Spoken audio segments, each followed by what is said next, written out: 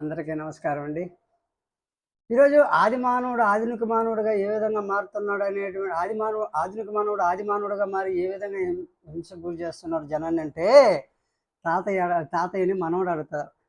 తాత ఇదేంది స్కూల్‌లో పోతే ఓసీ అంటారు. ఈ విధంగా నువ్వు ఏ మతం అంటారు? ఇది ఏ ప్రాంతం అంటారు? మీరు ఏ కులం అంటారు? ఇది ఏ తెగ అంటున్నారు? ఇది ఎందుకు తాతయ్య అంటే, మరి నాయనా మనవడా, ఈరోజు భారతదేశంలో ఇతర మతాలలో కొన్ని ఇతర ప్రాంతాలలో కొన్ని వందల సంవత్సరాలు పాలించారంటే, మన హిందూ మతంలో ఉన్నటువంటి కొంత నాయకులు వ్యక్తిగత ప్రయోజనం కోసం తన ప్రజల్ని, తన ప్రాంతాన్ని తాకట్టు పెట్టి తెగల మధ్య, ప్రాంతాల మధ్య విభజించి మోసం చేశారురా నాయనా! దేశాన్నే దెబ్బతీశారు, హిందువుల్ని దెబ్బతీశారు, రైతుల్ని దెబ్బతీశారు. శాసనం చేసేటప్పుడు ఆ శాసనం ప్రకారం, చట్ట ప్రకారం అధికారం ఉందని చెప్పి శాసనం చేసేప్పుడు రైతులకి ఎంత నష్టం జరగదు, ఉద్యోగులకి ఎంత నష్టం జరగదు, నిరుద్యోగులకి ఎంత నష్టం ఆలోచించకుండా అధికారంలో చేసుకోపోతున్నారు. అది అడిగే నాదులు లేడు నాయనా. ఇది మన భారతదేశంలో జరుగుతుందని చెప్పేసి తాతయ్య మనోడికి చెప్తాడు. అంటాడు, దీనికి పరిష్కారం లేదా అంటాడు. నాయనా, పరిష్కారం ఉంటుంది, ప్రశ్నించడం మానేసుకో. ఏదన్నా ఉంటే రాతపూర్వకంగా కథల రూపంలో చెప్పుకోవడం ప్రజలకి, అది కూడా రియాక్ట్ అవుతారని లేదు, ఏడస్తారు అంతేను, ముందుకు రారు. ఉదాహరణకి మంగళపాండే తన మతానికి అంతర్గతంగా అన్యాయం జరుగుతుందంటే ఒక్కడు రాలేదు ముందుకి, తన ప్రాణాలు పోగొట్టుకున్నాడు. అది మన పాత కథలని చెప్పేసి వదిలేశారు, మా బంధువు కథలను వదిలేశారు. వీడి సేవరికి ఎక్కడో పాపం హిందువులకు అన్యాయం జరుగుతుందని లేవనెత్తితే, పోతే పోనీలే, మన ప్రాంతం కాదులే, ప్రశ్నించిన అతను మన వ్యక్తి కాదులే, వాళ్ళకి రాజకీయ బలం లేదని వదిలేశారు. పాపం అతను ప్రాణాలు పోగొట్టుకున్నాడు. అనేక మత పెద్దలు అన్యాయాలు ప్రశ్నించి పాపం ప్రాణాలు పోగొట్టుకున్నారు. వాళ్ళు చనిపోయినారు, వాళ్ళు దేవుళ్ళుగా పూజిస్తున్నారు. గ్రీకులో సోక్రటీస్ అనే తత్వవేత్త మామూలుగా ముందు వెనక తెలియకుండా నిజాన్ని నిర్భయంగా చెప్పేసి ప్రాణాలు వృద్ధి పడ్డాడు. అదేవిధంగా ప్లేటో, అరిస్టాటిల్, ఈ విధంగా అనేక మంది తత్వవేత్తలు నిజం తెలిసి అందరి రూపంలో రాసి ఆడ పెట్టేశారు, బయటికి చెప్పకుండా. ఆ విధంగా విషయాన్ని బయటికి చెప్పకుండా, నోటితో చెప్పకుండా అంతర్గతంగా మోసం చేసే అధికారులు, నాయకులు, వాళ్ళని గుర్తించగల వాళ్ళు ఈ విధంగా తెలివిగా అంతర్గతంగా మోసాలు చేసుకుంటూ పోతున్నాడు, మాట్లాడడం లేదు. అన్యాయానికి గురైన వ్యక్తి, నిజాన్ని తట్టుకోలేని వ్యక్తి ఓపెన్గా మాట్లాడి ఇబ్బంది పడుతున్నారా ఈ సమాజంలో అని చెప్పేసి తాతయ్య మనవడు చెప్తాడు. తాతయ్య, అయితే ఇవన్నీ చెప్తున్నావు కదా, ఏదైనా కథ చెప్పు దానికి సంబంధించిన. నాయన, ఒకనొక ప్రాంతంలో ఒక రెడ్డి జమీందారు ఉండేవాడు. ఆ రెడ్డి జమీందారుకి మంచి పేరు వచ్చింది. తన కులమైన, తన ప్రాంతమైన, తన ప్రజలే తనకు ముఖ్యమని చెప్పేసి ఆ జమీందారు మంచి పేరు తెచ్చుకున్నాడు. ఊడేవుడు కరువు కాటకాలు వచ్చిన, ఆర్థిక ఇబ్బందులు వచ్చినా తన ప్రజల ఆ కడుపు నిండా అన్నం తినాలనే ఉద్దేశంతో ఆలోచించేవాడు. అయితే విధి సరిగా లేక సంతానం లేదు. ఈ విషయం ఆ నోట ఈ నోట చెప్పేసి ఎక్కడెక్కడో తనకు వారసులు కావాలని చెప్పేసి తిరగసాగాడు.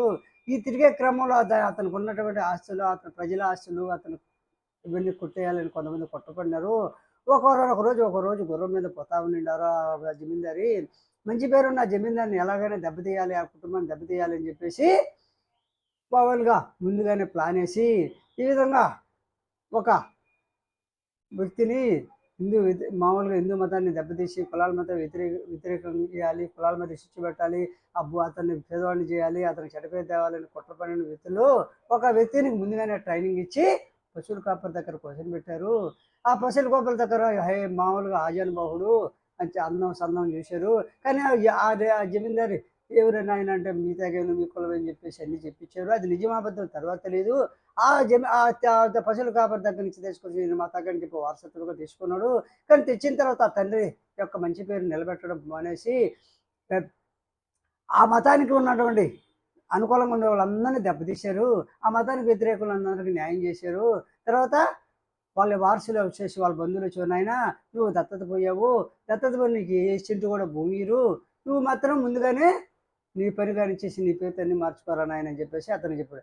అమ్మ, నేను దత్తత వచ్చాను, అది లేదు నాయన, నువ్వు దత్తత వచ్చినటువంటి నీకు ఆ భూములు అవన్నీ రావు, అధికారం వస్తుందని నమ్మకం లేదు అని చెప్పేసి అంటే అతను ఏం చేశాడంటే చేప కింద నీరులా తండ్రికి తెలియకుండా, దత్తత తండ్రికి తెలియకుండా ఆ యొక్క మంచి చెడ్డ పేరు తెచ్చుకొని లోపల ఎవరు ప్రశ్నించిన వాళ్ళని చంపుకుంటూ ఈ విధంగా రైతుల్ని మోసం చేసి రైతుల్ని చంపుకుంటూ ఈ విధంగా అంతర్గతంగా కులాల మధ్య, ప్రాంతాల మధ్య స్విచ్ పెట్టేసి మొత్తం జీరో చేసి ఇచ్చాడు. ఆ తండ్రి పాపం ఎంతో కుమిలి ఏడిచేసాడు.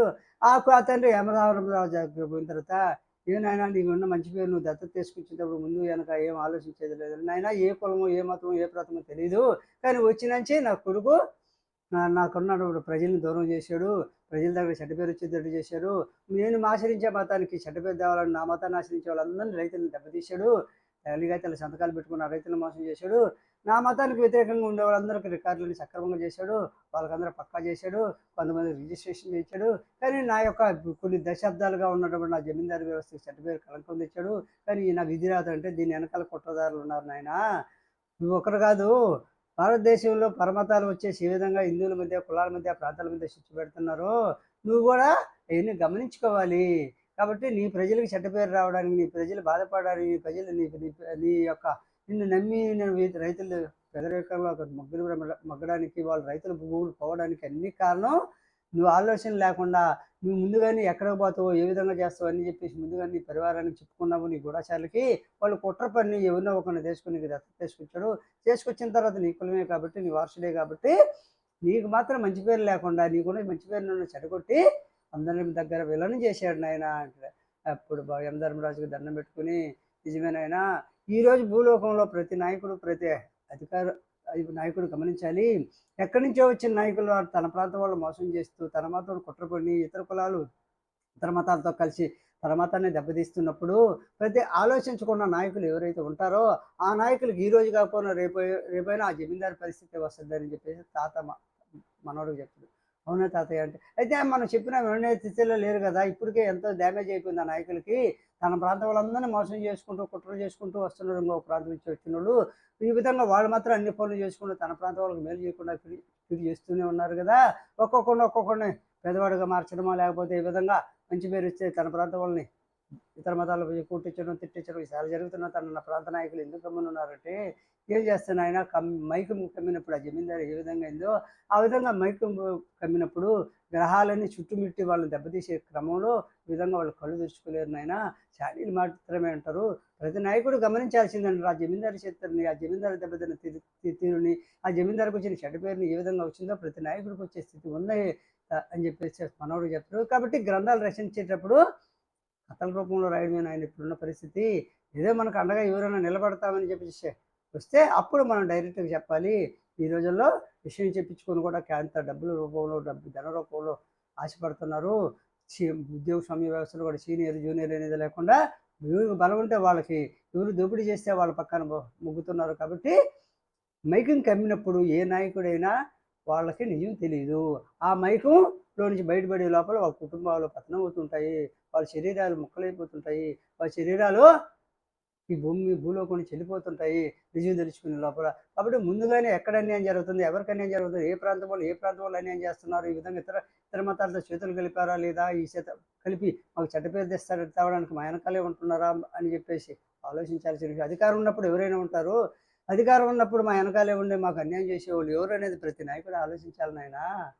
ఆలోచించినప్పుడు ఆ నాయకులు, ఆ కుటుంబాలు పాపం కనుమరుగైపోతూనే ఉన్నాయి. ఇది నాయన అప్పుడున్న పరిస్థితి. తర్వాత కథని మరో కథని ఇంకొక వీడియోలో చెప్తాను. నచ్చితే లైక్ చేయండి, షేర్ చేయండి, సబ్స్క్రైబ్ చేయండి.